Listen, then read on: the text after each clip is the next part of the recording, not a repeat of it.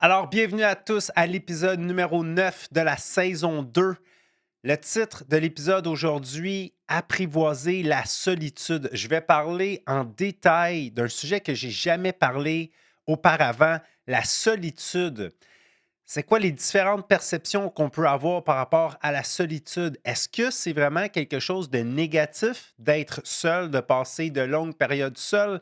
Est-ce qu'il y a des avantages à ça? Est-ce qu'il y a des bénéfices? Est-ce qu'il y a des dangers, des désavantages? Effectivement, on va en parler. Donc, que tu sois une personne qui vit de la solitude présentement ou pas, que tu sois une personne qui est seule depuis longtemps, qui vit beaucoup de solitude ou pas, cet épisode-là va être très pertinent parce que je vais t'amener à réaliser certaines choses extraordinaires par rapport à apprivoiser la solitude. Alors, on démarre l'épisode tout de suite après ceci. Bonjour, ici Stephen Chase, ton guide dans ce voyage passionnant vers la découverte de ton potentiel illimité. Prépare-toi à devenir la version 2.0 de toi-même. Bienvenue dans Moi 2.0, le podcast avec Stephen Chase. Donc, on démarre l'épisode. La solitude, c'est un sujet que j'avais jamais porté attention dans mes dernières années, dans lesquelles je m'intéressais au développement personnel. Ce qui m'a amené à comprendre à quel point c'est un sujet important. Ce qui m'a fait réaliser à quel point il y a des gens qui vivent de la solitude. Et tout ce qui est important de comprendre par rapport à la solitude, c'est que dans la dernière année, eh bien, je me suis séparé. Donc, moi qui étais père de famille, j'avais une famille avec mon ancienne conjointe, on avait 3 enfants ensemble. Donc, j'étais une personne qui était jamais vraiment seule. Soit que quand j'arrivais chez nous, j'étais avec ma famille au complet, ou certaines de mes filles, ou des fois juste avec ma copine. On avait des animaux également. Donc, j'étais une personne qui se retrouvait pratiquement jamais, jamais seule. Même à mon travail, soit j'étais avec des clients, soit j'étais avec des collègues. Les moments où j'étais seul étaient très, très rares. Et il y en a qui vont se reconnaître dans ce que je vais dire parce que tous les jours, il y a des gens qui se séparent. Et c'est quand on s'est séparés et là, on est tombé dans tout ce qui touche les gardes partagées. À un moment donné, je me suis ramassé chez moi seul. Donc, plus d'enfants, plus de conjointes dans certains moments, certaines journées. Et c'est quelque chose qui était extrêmement inconfortable pour moi, malgré tout ce que je savais sur la psychologie humaine, malgré tout le développement personnel que j'avais fait dans ma vie. J'avais jamais vraiment expérimenté ça depuis au moins 12 ans, d'être seul. Donc là, tu te ramasses chez toi et tu es seul. Donc, il n'y a aucun son. Tu entends le bruit du frigo. Et là, ça a été très, très, très un gros challenge psychologique pour moi parce que j'étais tellement pas habitué à ça, tellement inconfortable dans ma solitude que je cherchais toujours à faire quelque chose avec des amis. Aussitôt que j'avais fini de travailler, j'aimais vraiment pas ça, finir chez moi seul. Il fallait que j'appelle des amis pour aller souper, pour aller faire quelque chose, pour aller faire une activité, pour aller me promener, peu importe. J'ai réalisé, j'ai dû être honnête avec moi-même et comprendre que peu importe à quel point j'avais une bonne relation avec moi-même, j'étais quelqu'un qui n'était pas capable d'être seul. J'avais beaucoup de difficultés avec ça. Et lorsque j'en ai parlé avec mon coach, ben, il m'a fait comprendre que ça allait être une très belle expérience, puis que j'allais pouvoir découvrir beaucoup de choses par rapport à ce sujet-là et que je pouvais l'utiliser également pour améliorer et augmenter ma croissance personnelle. Donc, si jamais toi aussi, tu t'es peut-être ramassé seul dernièrement dans ta vie et tu t'identifies dans ce que je dis, je pense que ça va être vraiment pertinent, là, les points dont je vais parler dans cet épisode-là. Ou si encore, tu es quelqu'un qui a de la difficulté à être seul, même si tu ne te sens pas seul et tu n'es quasiment jamais seul, tu as de la difficulté à être seul. Ou encore, très, très, très important, tu passes énormément de temps seul, même peut-être trop de temps seul, et ce depuis des années. L'épisode va être pertinent. Tout le monde y gagne à comprendre ces principes-là de la solitude. Maintenant, c'est quoi la perception qu'on a? Des fois, on peut avoir la perception que de passer beaucoup de temps seul, c'est négatif. Est-ce que c'est bien? Est-ce que c'est mal? Oui et non, ça dépend ce que tu en fais. Euh, je crois que c'est très important à apprendre à être bien seul, mais de ne pas tomber dans l'addiction d'être seul et de couper toute vie sociale, là. Parce que passer du temps entre amis, passer du temps de famille, c'est super important. Et les psychologues ont démontré tous les bénéfices qu'on a là, à passer des moments de qualité avec les autres. Donc, est-ce que c'est bien? Est-ce que c'est mal? Il n'y a pas vraiment de réponse précise. Moi, ce que je veux te parler aujourd'hui, c'est vraiment le côté positif d'apprendre à apprivoiser la solitude. Pourquoi c'est important d'apprendre à être bien seul? Il y en a des bénéfices à ça. Premièrement, si tu apprends à être bien seul, tu vas être sûr de ne jamais être un ou une dépendante affective. Un des points communs des gens qui sont dépendants affectifs, c'est que ce sont des gens qui sont intolérants à être seuls. Dans le fond, la raison principale pour laquelle ils dépendent de l'attention des autres, ils dépendent de l'affection des autres, ils dépendent de la présence des autres, c'est pas nécessairement parce qu'ils veulent être avec les autres, c'est parce qu'ils en ont besoin. Quand tu apprends à être bien avec toi-même, quand tu es avec d'autres gens, quand tu te mets en couple avec une nouvelle personne, tu le fais pas parce que tu en as besoin. Tu le fais parce que tu le désires. Tu es tellement bien seul que tu recherches à bâtir des relations avec des gens ou à entretenir tes relations avec les gens que tu apprécies parce que tu aimes ça et non parce que tu en as besoin. Il y a une grosse différence. Si tu n'apprends jamais à être bien seul, tu vas toujours vouloir être avec des gens, non pas parce que c'est vraiment avec cette personne-là que tu devrais passer du temps, juste parce que tu n'es pas capable d'être seul. Fait que des fois, tu peux te ramasser dans des relations vraiment toxiques ou à passer du temps avec des gens avec qui tu devrais peut-être pas passer du temps, juste parce que tu n'es vraiment pas bien seul. Maintenant, c'est une expérience d'apprendre, d'avoir des chapitres de ta vie.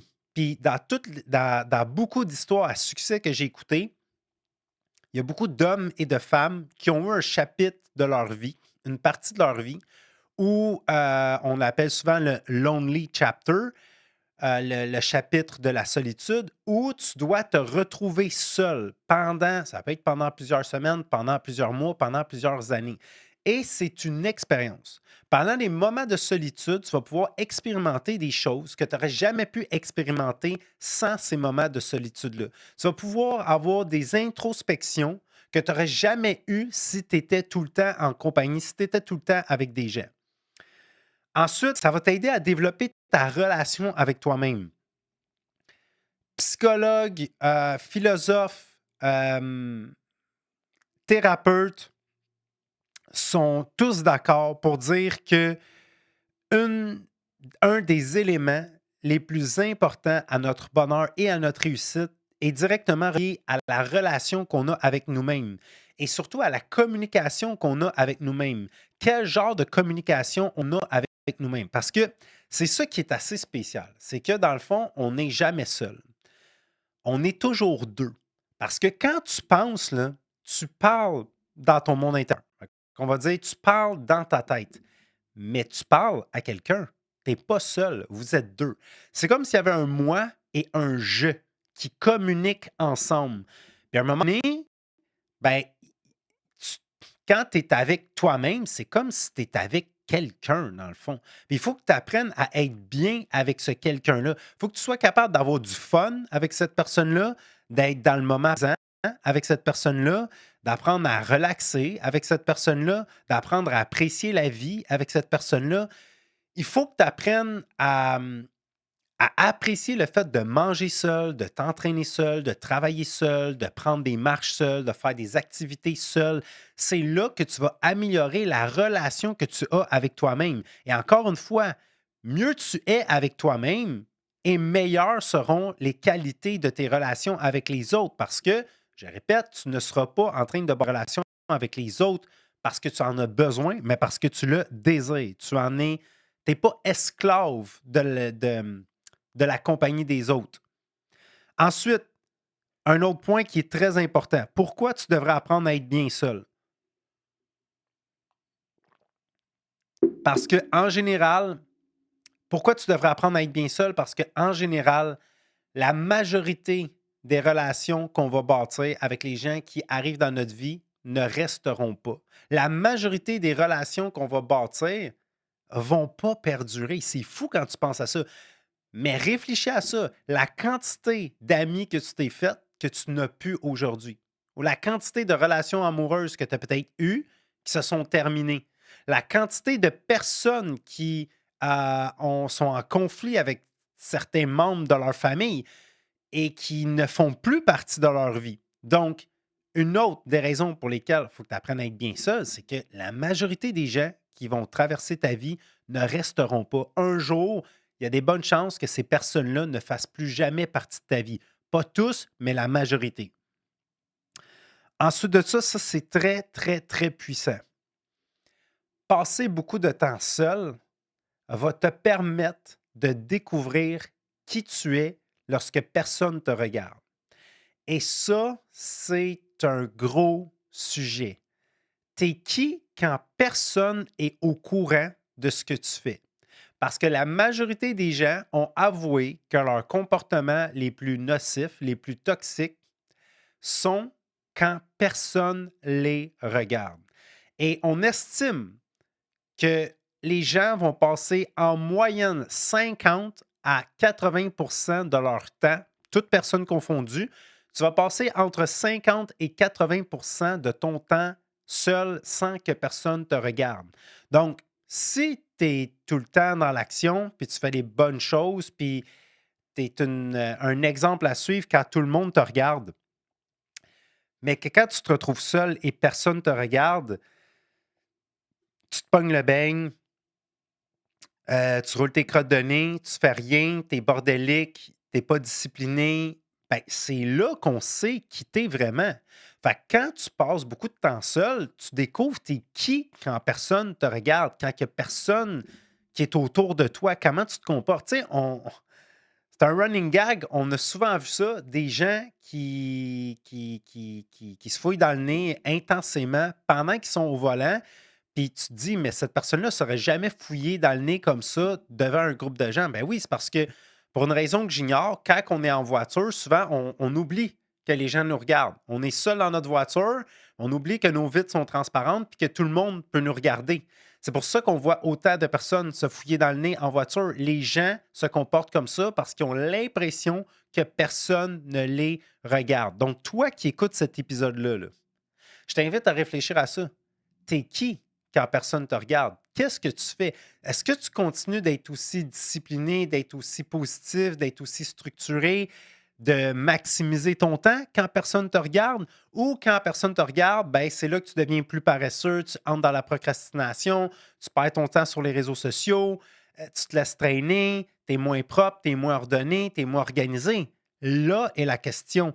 Et quand tu es capable d'être la meilleure version de toi-même, même quand personne ne te regarde.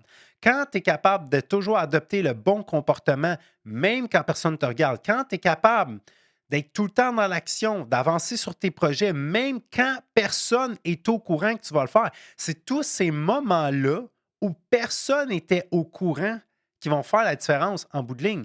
Comment tu te comportes lorsque personne est au courant de ce que tu fais? Grande question. Et ça, grâce au moment que tu vas passer seul, tu vas pouvoir le découvrir. Ensuite, j'en ai parlé un peu. Tu es dans une période de ta vie que tu te ramasses à passer énormément de temps seul. Sois pas triste. Profites-en. C'est le moment pour investir plus de temps sur toi. C'est le moment pour investir plus de temps sur tes projets. C'est le moment parfait pour régler tous les dossiers que tu n'as pas réglés depuis des semaines, des mois et des années. C'est le moment parfait pour faire toutes les choses que tu considères que tu n'avais jamais le temps de faire quand tu n'étais pas seul, quand tu étais en couple ou quand tu étais avec tes groupes d'amis. Peut-être que tu viens pas juste de te séparer, mais peut-être que tu es en arrêt de travail ou que tu es en changement de carrière et là, tu te retrouves dans une période où est-ce que tu passes beaucoup plus de temps seul comparé à avant. Ne sois pas triste de ça. fort probablement que ça ne durera pas. Fort probablement que bientôt, dans les prochains mois ou la prochaine année, tu ne seras plus autant seul. Fait que les seuls moments, la seule période de ta vie où tu te retrouves seul, ça fait beaucoup de mots seuls.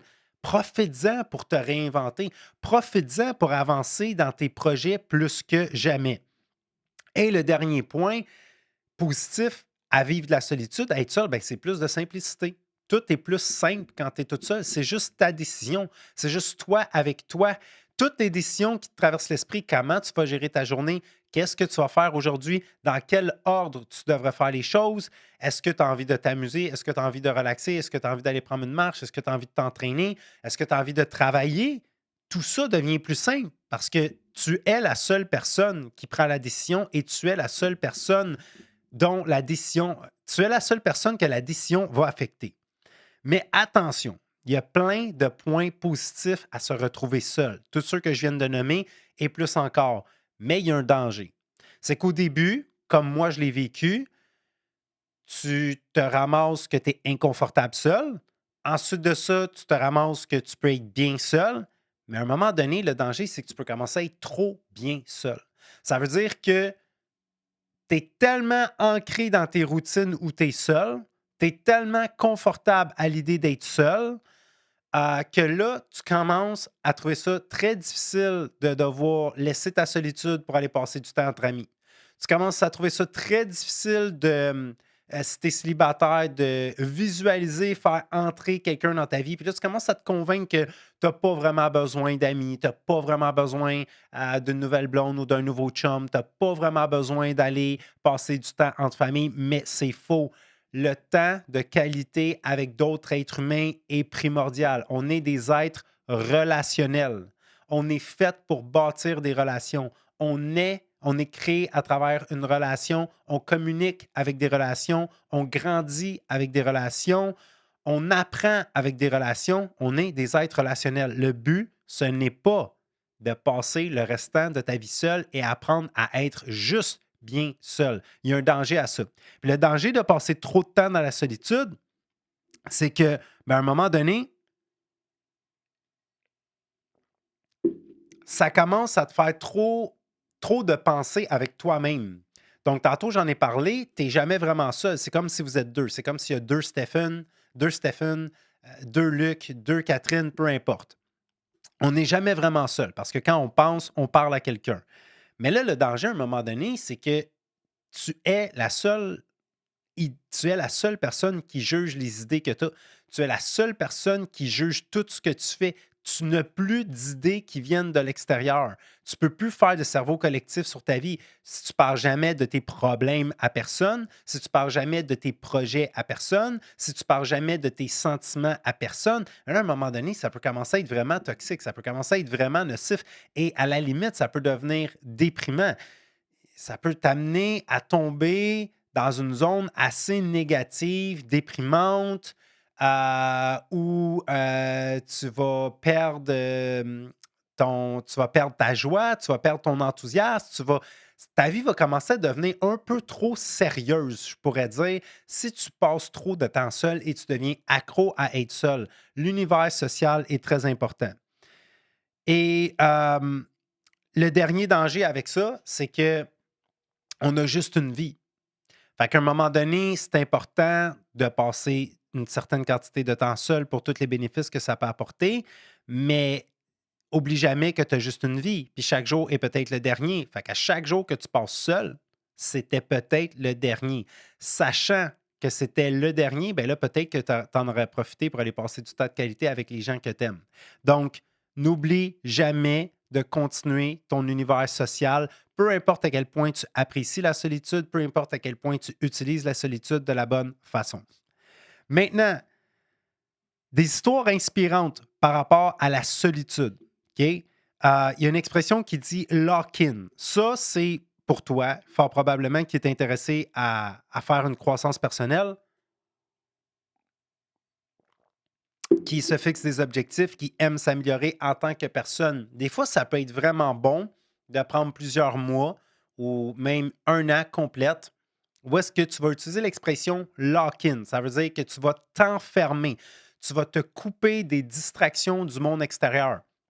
Tu vas vraiment rester concentré sur toi-même. Tu vas en profiter pour investir énormément de temps dans ta santé physique, dans ta santé mentale, dans ta croissance personnelle, dans ton environnement. Tu vas pouvoir utiliser ce moment-là où tu vas t'enfermer pour créer quelque chose que tu n'aurais jamais été capable de créer en passant autant de temps seul.